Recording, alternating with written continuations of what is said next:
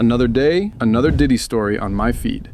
Now, as of recently, 50 Cent is now exposing celebrities desperately trying to ban his Diddy documentary. And the names he's leaking will shock you. Look, the Diddy Netflix documentary is breaking the internet right now, and big names in Hollywood are losing their minds trying to take it down. I'm talking about celebrities you wouldn't even think twice about. People who are now scrambling to keep their secrets hidden. And 50 Cent, he's not backing down one bit. He's naming names, posting receipts on Instagram, and calling out everyone who's panicking. So in this video, I'm breaking down every single celebrity 50 exposed, the leaked photos and messages he shared, and why this documentary has the entire entertainment industry terrified. Trust me, you need to stay until the end because the craziest part involves Jay-Z and why he's completely missing from this documentary. Like, not even one mention. Let's get into it. Alright, before we jump into the names, let me give you some context on what actually happened in the past few days. So, 50 Cent's Netflix documentary just dropped a few days ago, and it's already crushing the competition. We're talking 21.8 million views in just 6 days. To put that in perspective, it's beating Stranger Things on the Netflix charts right now. Yeah, you heard that right, Stranger Things. But this isn't just another celebrity drama documentary. This is 50 Cent going full force after Diddy with actual evidence, never before seen footage, and witnesses who've kept quiet for literally decades. The documentary shows Diddy in the days right before his arrest, private phone calls with his lawyers, and testimonies from people who worked side by side with him for years. 50 Cent has been working on this documentary for almost 2 years. The footage he has is insane. The people he got speaking about Diddy is ridiculous. And on top of that, the only place he agrees to do the interview, Rob, if you can show this, he goes and interviews with ABC. And there's an Instagram post he put up, Rob. I don't know if you have that or not. If you go on his Instagram account, he goes and does the interview about Diddy's documentary on ABC. And they say the reason why he did it on ABC, it's that one right there, Rob, the one you had it on, is because ABC News Station is one of only few stations they're allowed to watch in prison. Now here's where things get wild. After the documentary dropped, certain celebrities started freaking out. They're trying everything to get Netflix to remove it. Some are even allegedly trying to bribe officials to make sure their names don't show up anywhere near the Diddy situation. And 50 Cent, he's exposing every single one of them on social media. No filter, no holding back. So buckle up, because this is about to get crazy. Let's start with Marlin Wayans. Because honestly, this one caught everyone off guard. Marlin literally started a public beef with 50 Cent over Sean Combs. Like, why would you do that? Everyone's asking the same question. So here's what happened. Marlin went on The Cruise Show, you know, the popular LA radio station, and basically said 50 Cent is wrong for kicking Diddy when he's already down. He kept talking about karma and how only God can judge Diddy. He even said Diddy just needs time to have a conversation with God instead of being publicly destroyed like this. Honestly, it's between both of them and God. Yeah. So, you know, only God can judge, and both of them people have time to sit with God and talk about and through everything. And right now is Puff's time to sit there and have a conversation, a much needed conversation with God. Now look, I get it. Everyone deserves a chance at redemption or whatever. But here's the thing people are wondering. Why is Marlin being so defensive about Diddy? Like, is he protecting Diddy because maybe, just maybe, Marlin was involved in some of the same activities? I'm just saying, the energy is suspicious. And 50 Cent definitely thought the same thing because he didn't hold back at all. He went straight to Instagram and posted this edited picture of Marlin in full drag from the movie White Chicks. And the caption? Oh man, the caption said, "Diddy got this fool trying to get at me, LOL. No AI, that's your vibe, boy. Keep my name out your mouth." Yo, 50 basically said Marlin's defending Diddy because they're cut from the same cloth. And honestly, when you look at all the evidence that's been coming out, you start to see why people are questioning Marlin's loyalty here. But wait, there's more. Marlin actually responded to 50's documentary and tried to warn him about karma. Check this out. In the clip, Marlin says, 50 and Puff have a long-term beef. It's personal. It's between both of them and God. Just the way Puff is down on his luck and 50's kicking a man when he's down. If 50 ever luck turn on 50, you got to be careful what you put out.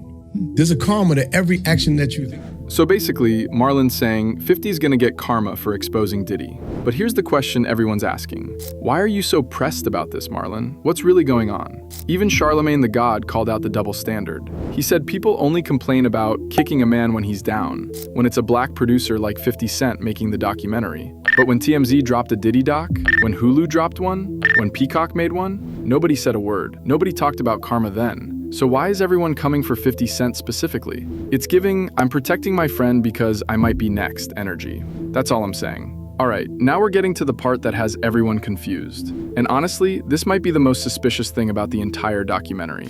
You just watched a full 4-episode documentary about Diddy. 4 whole episodes covering his life, his career, the parties, the allegations, everything. And guess who's completely missing? Jay-Z. Not a single mention, not one picture, not even a quick shot of them together, nothing. And if you know anything about hip-hop history, you know that's weird. Jay-Z and Diddy were everywhere together. They ran the industry together. They partied together. They did business deals together. So why is Jay-Z completely erased from this story? Someone on TikTok summed it up perfectly. They said, "Guys, where the f*** is Jay-Z?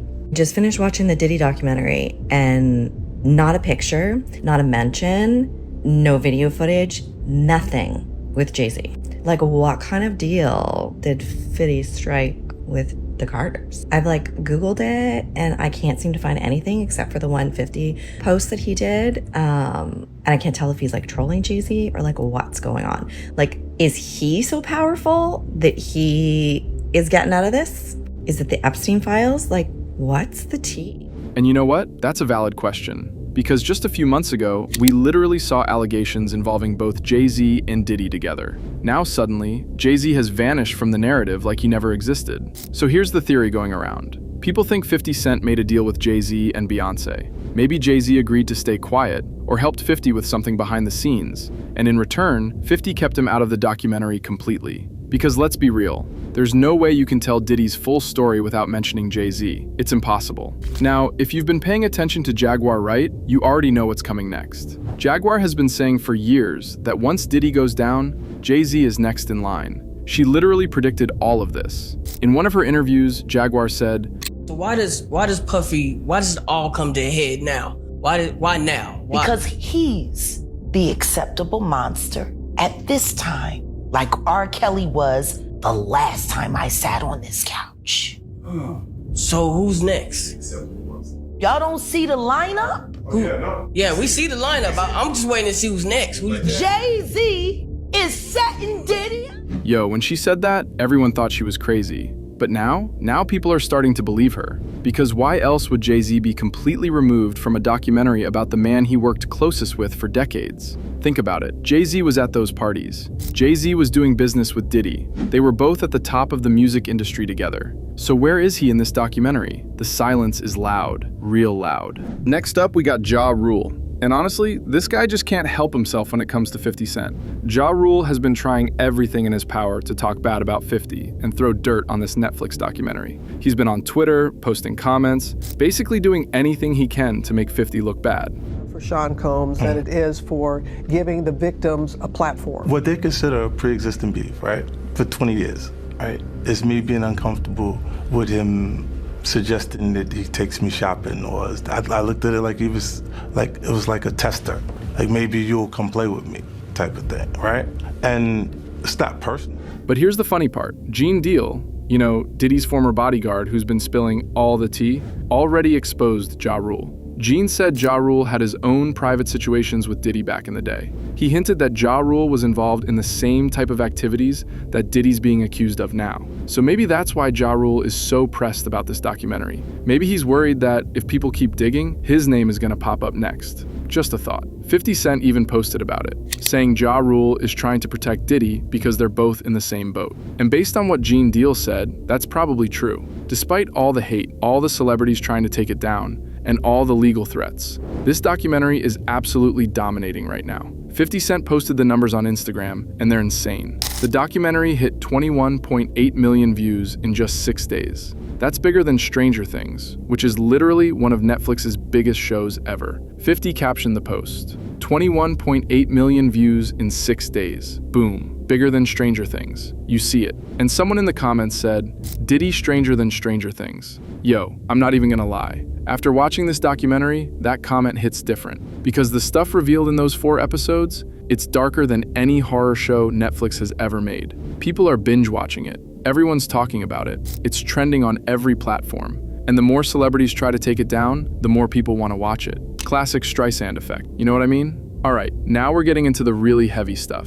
This is where the documentary goes from celebrity drama to potential criminal case territory. One of the wildest parts of the documentary is when they talk about Tupac's murder. And I'm not talking about theories or speculation. I'm talking about actual recordings from federal investigators. Did Diddy do that to Pac? The documentary features recordings of Keffe D talking to the feds. For those who don't know, Keffe D is the guy who allegedly organized Tupac's murder. And on these tapes, he straight up says that Diddy offered him $1 million to take out Tupac and Suge Knight. Let me repeat that. Diddy allegedly offered $1 million to have Tupac and Suge Knight killed. According to Keffe D, his crew only managed to kill Tupac, not Suge Knight. So they allegedly only got paid $500,000 instead of the full $1 million. Can you believe that? $500,000 for ending someone's life. This is Diddy's 19 years old. If you just type in the city college, yeah, this is 34 years ago, guys. Wow. Exactly 34 years ago. Go to a clip of it, Rob, if you can, just to show. Go to the cover of that page. Go to the cover of that. Look at that. Oh my God. 8 crushed to death and ends up becoming 9, by the way. Yeah, true story. But if you go and see if you can find a video, Rob, of what it looked like, if you type if you type in video, so everybody's coming to this game, you know, all the major NBA, you know, all the major rappers, everybody's, oh my God, it's going to be great, it's going to be this, it's going to be that. And in that image right there, go to that image right there with Diddy, no, the middle one, that's him doing the press conference. He does the press conference on that day at 19-ish years old, boom, he becomes famous.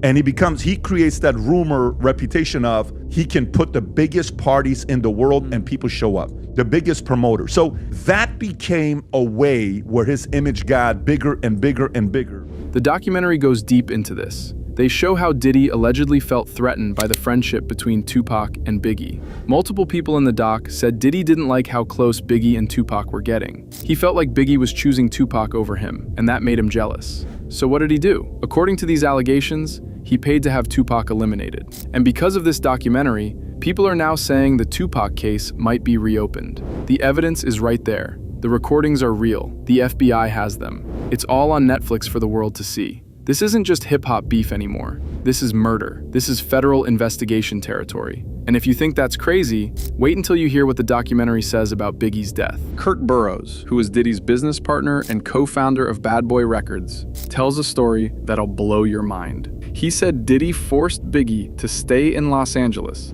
even though Biggie was supposed to fly to the UK for a tour. Biggie had flights booked, everything was ready, but Diddy called and told him to cancel the UK trip and stay in LA.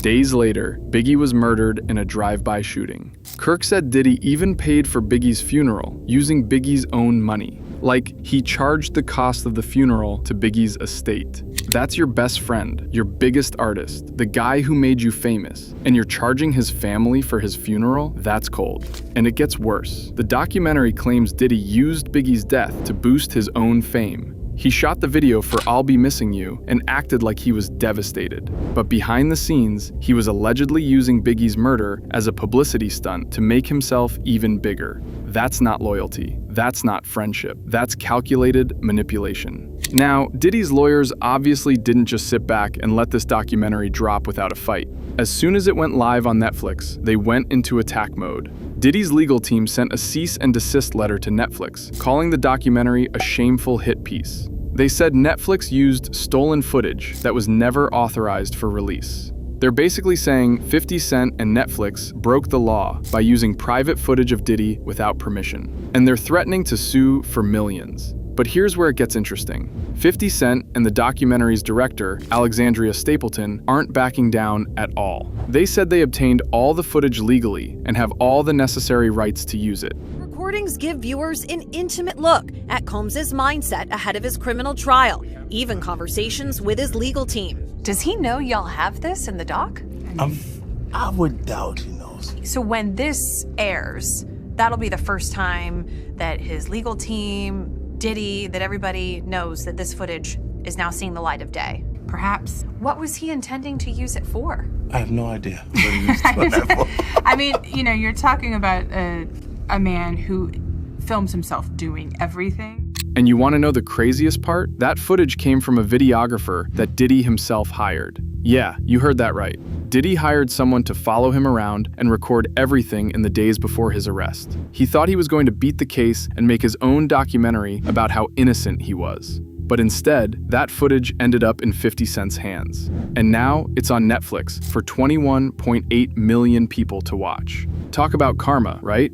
Diddy literally filmed his own downfall. In the footage, you can see Diddy on the phone with his lawyer, talking about how they're losing in the media. He's complaining about how the public perception is turning against him, and he's trying to figure out how to control the narrative. But instead of controlling the narrative, that footage became evidence against him. It shows him worrying more about his public image than the actual victims. It shows him plotting with his legal team about how to manipulate potential jurors. It's bad, real bad. Look, I know this is a lot of information, but here's why this documentary actually matters beyond just celebrity gossip. 50 Cent said something really important in one of his interviews. He said if he stayed silent about all of this, people would assume that the entire hip-hop community is comfortable with what Diddy did, and that's not true.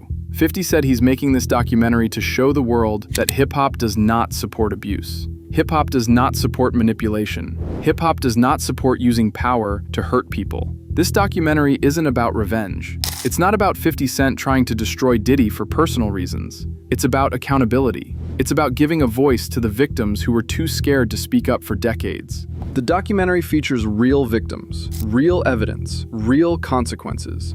And the celebrities who are trying to ban it, that should tell you everything you need to know. If you have nothing to hide, why would you want this documentary taken down? Gene Deal, Diddy's former bodyguard, actually spoke about why he wasn't in the documentary, and what he said was eye-opening. Gene said he was supposed to be in the documentary. 50 Cent personally called him and asked him to participate. They talked for 45 minutes about everything Gene knew. The City College tragedy, the security details, the street stuff, the atmosphere around Bad Boy Records. But then Gene said the director, Alexandria Stapleton, started acting strange. She wouldn't pay what Gene asked for. She talked to him in a disrespectful way. And then she told Gene something shocking. She said 50 Cent doesn't actually have control over the documentary. She said 50 doesn't determine what goes in or out, and he doesn't determine who gets paid. That made Gene pull out of the project completely. He said if 50 doesn't have control over his own documentary, then something's wrong. And honestly, that raises even more questions.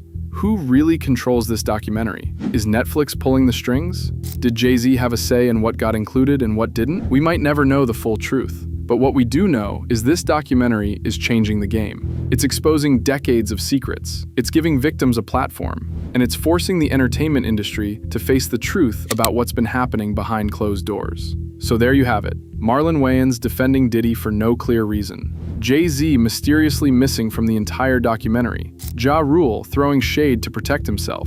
And Diddy's lawyers threatening to sue Netflix for millions. Now I want to hear from you. What do you think about all of this? Do you think the Tupac case is going to reopen because of this documentary? Why do you think Jay-Z is completely missing? And do you believe Marlin Wayans and Ja Rule are hiding something? Drop your thoughts in the comments below. I read every single one.